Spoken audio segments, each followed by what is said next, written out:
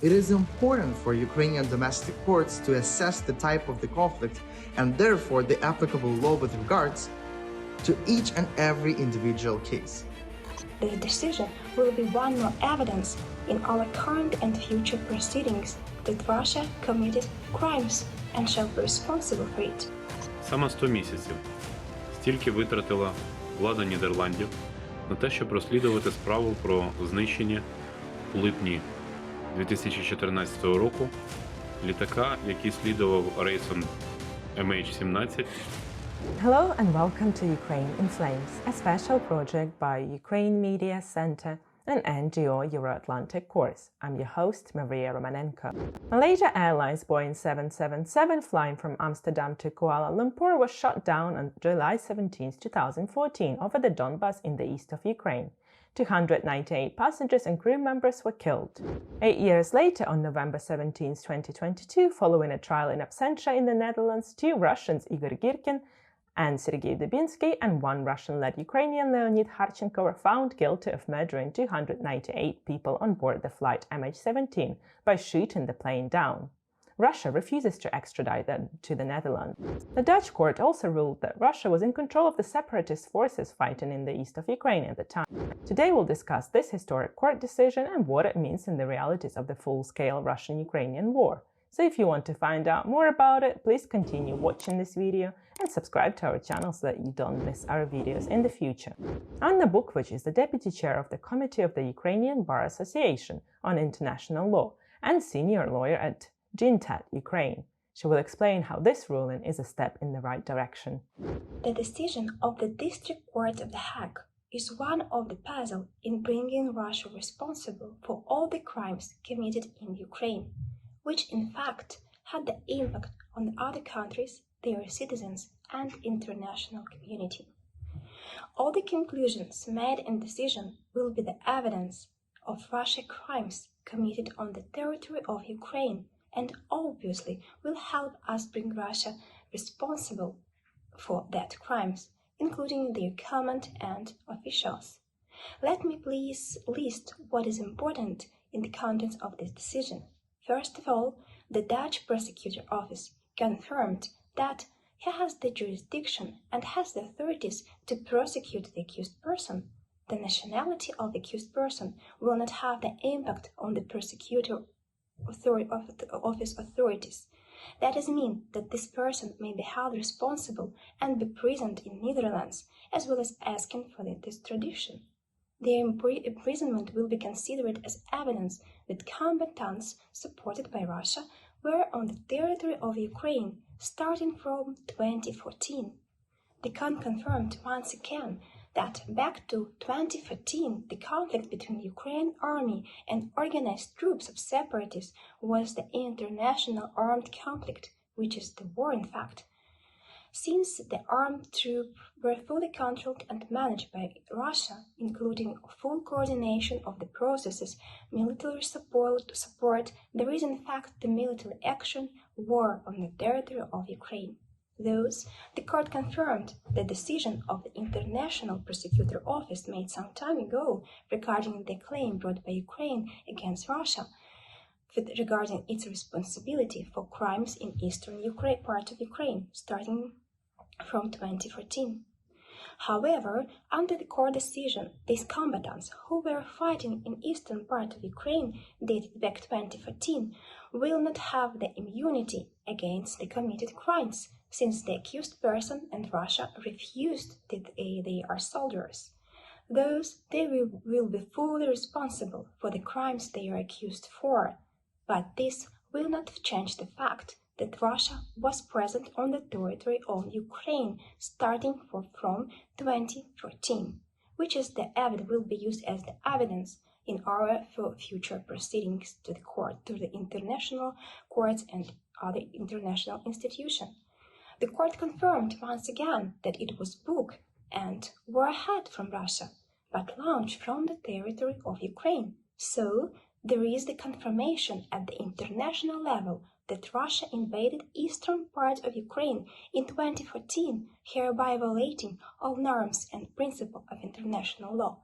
Those Russian officials shall be responsible for this, as well, and shall be prosecuted and punished, no matter how much time has elapsed since the crimes were committed. In fact, there is a strong confirmation and the signal to the whole community, as well as Russia, that every crime committed by Russians are documented, investigated, and put to the sentence. And for sure, this decision will be used in our future claims to other international institutions, as well as International Court of Justice, as the evidence of the war crimes and necessary to bring Russia officials and government to full responsibility. There is one more confirmation put on the paper that Russia is lying all the time to international community. Even Netherlands court mentioned in this decision that all evidences provided by Russia look like a fantasy. For sure, this decision will be one more evidence in our current and future proceedings that Russia committed crimes and shall be responsible for it. I mean all official and the government. And Russia's chain of command will be held accountable for all these crimes. Expert at Ukrainian legal advisory group Arie Mora talks about what lessons Ukraine needs to learn. The District Court of The Hague has recently rendered a decision regarding the crashing of the MH17 flight, killing 298 people on board. To clarify, while most of us consider the Hague Court as some abstract body or institution, in fact, there are multiple judicial bodies located at that city.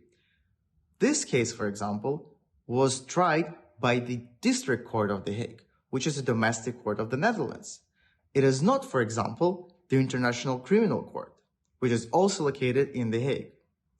The case, therefore, was subject to the Dutch national legislation and procedure. That is why Ukraine, which is already dealing with many conflict-related crimes, can use this experience to reflect and learn more about international justice on the domestic level. Here are a couple of things that are important to consider from the MH17 judgment for Ukraine. First, the classification of the conflict prior to the full-scale invasion is still an open question. The court did establish that since April 2014, the conflict was intense enough to classify as non-international armed conflict. And then from May 2014 and onwards, it could be regarded as international armed conflict, given the fact that Russia has established and exercised the overall control of the so-called DPR, which means that they took part in the conflict in that form at that time. The takeaway here is that the court did not just assume the nature of the whole armed conflict, but rather assess the nature of it in the context of the particular incident and with regards to it. Given how many dimensions there are to the conflict resulted from Russian aggression in Ukraine, it is important for Ukrainian domestic courts to assess the type of the conflict and therefore the applicable law with regards to each and every individual case. Second is that international crimes, such as war crimes and crimes against humanity, require special approach during the proceedings. There are certain elements such as chain of command, combatant status, and so on and so forth that are not so present in ordinary crimes justice processes, but have to be checked and assessed in courts that are dealing with international conflict-related crimes. One may argue the way the District Court of The Hague dealt with all of those elements in terms of their quality or the fullest extent of it. But the lesson here is to consider and take those elements into account in the first place. The third point is that in absentia trials, which are those where the accused is not present during trials, have a high standard of due process that has to be adhered to on all stages. Otherwise, it is very likely that such trials would be successfully challenged in other courts. The MH17 investigation and hearing was built with this consideration in mind, and it is important Ukrainian justice system representatives do so as well. While this judgment was a huge step forward and a result of a tremendous work, the MH17 case is yet to be closed. Possible appeals, the ECHR Ukraine and the Netherlands versus Russia case, as well as the ICJ Ukraine versus Russia case. In all of those proceedings, this incident will be a subject of assessment as well. The main takeaway and lesson Ukraine should learn from it is that conflict-related international crimes need to be treated differently from ordinary crimes, and in many cases should adhere to international standard of due process. This is the only way these proceedings can ensure justice for victims and bring responsible to account. Finally, the head of the Institute of World Policy, Yevhen Mahda, says that justice is worth fighting for, even when the fight takes 100 months. 100 місяців боротьби за справедливість. Так, саме 100 місяців. Стільки витратила влада Нідерландів на те, щоб розслідувати справу про знищення у липні 2014 року літака, який слідував рейсом MH17 з Нідерландів у Малайзію. Він був збитий проросійськими бойовиками за допомогою комплексу зенітно-ракетного «Бук» на висоті близько 10 кілометрів. Жертвами стали 298 ні в чому невинних людей. Та ситуація суттєво змінила перебіг війни на Донбасі. Вона показала, що за справедливість треба боротися. 17 листопада 2022 року, за 100 місяців після цього злочину, 2 громадян Росії та громадянина України, в тому числі славнозвісно відомого пана Гіркіна, засудили до пожиттєвого ув'язнення. За справедливість треба боротися. І ми будемо це робити далі. You've been watching the special project by Ukraine Media Center and Euro-Atlantic course dedicated to the Russian-Ukrainian war, Ukrainian Flames. In our pinned comment, you can find information on how you can help Ukraine fight Russian aggression. If you find our work useful, please subscribe to our channel, like and share this video. Slava Ukraini!